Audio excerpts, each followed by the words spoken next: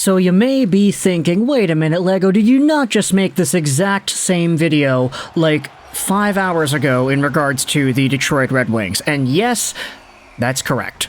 I wanted to do it because it's kind of funny, because we have two similar sets of stories between two of my favorite teams. Of course, the Wings and the Habs are my third and second favorite teams, respectively. And when it comes to the Montreal Canadiens, we did have ourselves some updates from earlier today that are very similar to the Dylan Larkin conversation, as well as all the trade updates. Starting out with a tweet made earlier this morning by Luke Gelinas from RDS. Take a look at this. Juraj Slafkovsky ne participe pas à l'entraînement ce midi à Nashville. Il est entraînement thérapeutique. And I'm not going to continue reading that. Here's the translated version of that tweet. Juraj Slafkovsky is not participating in practice this afternoon in Nashville. He is in therapeutic treatment. He was seen walking with a limp Saturday after the game in Tampa. And so, firstly, let's nip the bad news out of the way first. The Montreal Canadiens may be on the cusp of losing Juraj Slafkovsky for a little bit. Who really knows? We recognize the guy was already injured for most of last year, which is why he missed out at the halfway mark pretty much till the end of the season.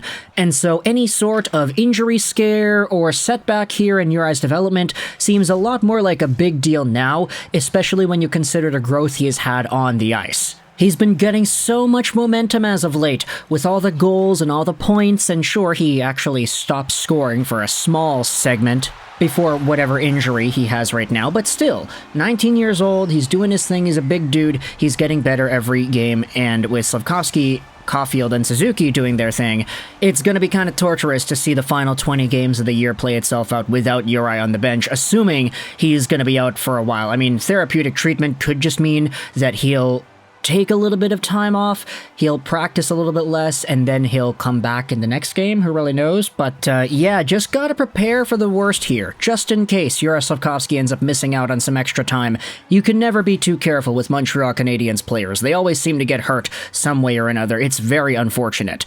But either way, aside from the Juraj Slafkovsky conversation, we do have ourselves some extra news in regards to the Canadiens and their trade plans. Here's an article published by Arpon Basu earlier this morning on The Athletic, Canadiens Weekly Notebook, what I'm hearing ahead of the NHL trade deadline. Now, The Athletic is paid for material, you know the drill, so we're not going to go out there and screenshot this. I'll leave a link in the description if you want to read this yourself, but we had ourselves Reddit user Sharks9 go out there and post the article on Reddit, as well as give a summary as to everything that's going on. So, just like the last video with the Red Wings and Dylan Larkin, we're going to go point by point, see what it is that Arpon Basu is talking about in regards to the Canadiens, starting out with a conversation on David Savard. It's unlikely that he gets moved unless someone offers a first-round draft pick. Basu talks about Savard and the Leafs as a possible trade option since Brad Treliving is willing to move his first for a guy with term. And when it comes to David Savard, that certainly is the case here. He's a very good player, honestly.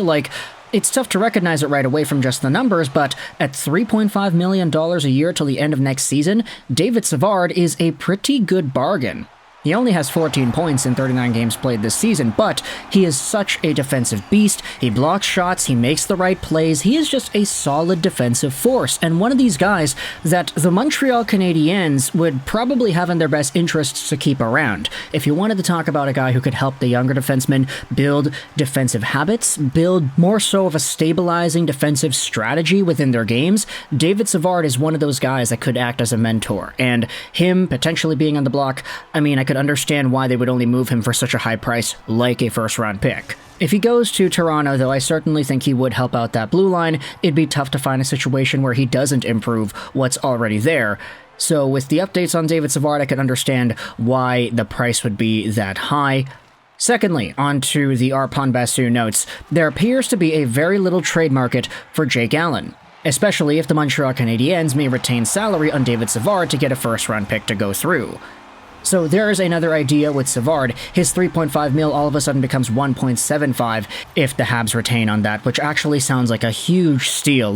Savard already is pretty good as a contract value, but if you half that AAV amount, all of a sudden it becomes even more of a steal. So any team going out there, man, you could be getting a pretty good player for the next 2 seasons, or the next season and a half, I guess you could say. Season and a quarter, maybe, including the playoffs, but at 1.75, that's pretty good. Shell out your first-round picks, guys. Jake Allen, though, unfortunately, it does not seem like he has a market going for him, which shouldn't really be a surprise. The guy was on the market the entire year, pretty much, so the fact that he's still a Canadian right now means that the Canadiens are not getting the price that they want, and it probably means that a lot of teams have already asked about it. Any team that would be interested in Allen has probably already inquired about it, and because there hasn't been a trade and he's been on the market for so long, it doesn't really seem like he's actually going to get moved, if not until some point in the offseason. Who really knows?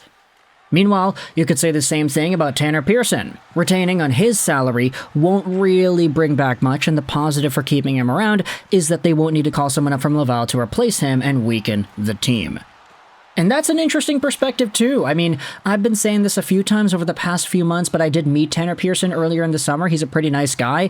But on the ice, I mean, especially with the Canucks, he just really wasn't anything. And I don't say he was, like, good or bad or whatever. He was just nothing. Like, he didn't really do much. And now you're starting to see similar patterns emerge in Montreal, and there's this conversation as to if he could get traded or moved or something, and now it doesn't really seem like teams are interested, which should be the case, because look, the fact that the Canadiens were even interested in Tanner Pearson in the first place was out of necessity. The Habs traded DeSmith away for Pearson because they needed to trade away DeSmith.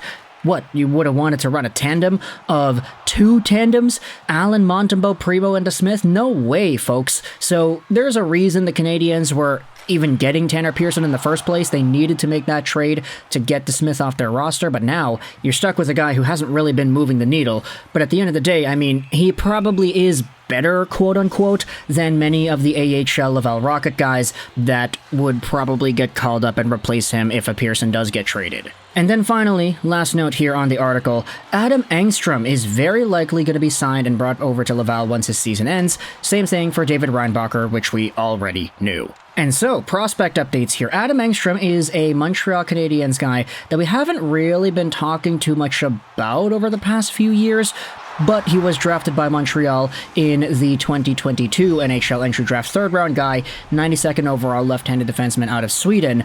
And this season, he's got 18 points in 47 games played as a blue liner on regular BK. Not really the best numbers in the world, but still a guy who is worth noting because he is a pro guy in the Swedish ranks. The Canadiens signing him and bringing him over kind of reminds me of the same path that Mattias Norlinder had, but of course you recognize that there was a lot of hype around Norlinder. Not really too much hype here around Engstrom, to be fair. And same thing could be said for David Reinbacher. He'll be signed, he'll be brought over, they'll play with Laval. It's going to be interesting to see more blue liners get added to this Canadiens depth chart, both with the Montreal team and with Laval's team, because as we've talked about multiple times, there are so many gosh darn defenders that you got guys saying that they want out, you've got guys saying that they don't feel they're getting the right opportunities. You're getting these guys that are on the move. Jordan Harris, we had been talking about him getting traded for a few days now. And so with the Canadiens adding these 2 guys, it's going to be interesting to see where their development lies over the next few months here, because if you have a Reinbacher and an Engstrom in your Laval Rocket system, you're going to have to make some choices as to who's sticking around, who's going, who gets all the minutes, and whose minutes do you take away from in order to make that happen. The Canadiens have some prospect decisions they're going to have to make with these guys, and I want you to let me know your thoughts in the comment section below. Who do you think deserves the priority here? Who do you think should be given the most minutes? Who do you think should be taken away minutes? And what are your thoughts on all the other stuff we had talked about here? Juraj Slafkovsky has some unfortunate injury troubles.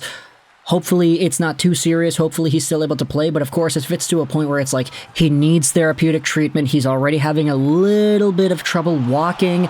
If it's to that point, then okay, I can understand if his injury actually is that bad. Shut him down for the year if that's the case. We do not want him to jeopardize big parts of his future just for playing the last 20 games or so of a dead Canadian season. But thoughts on Juraj Slafkovsky, thoughts on the updates on David Savard, Jake Allen, Tanner Pearson, and the 2 prospects. Let me know your thoughts in the comment section as to where the Canadiens are going to go with all this. I hope you enjoyed this Juraj Slafkovsky 9, and bye.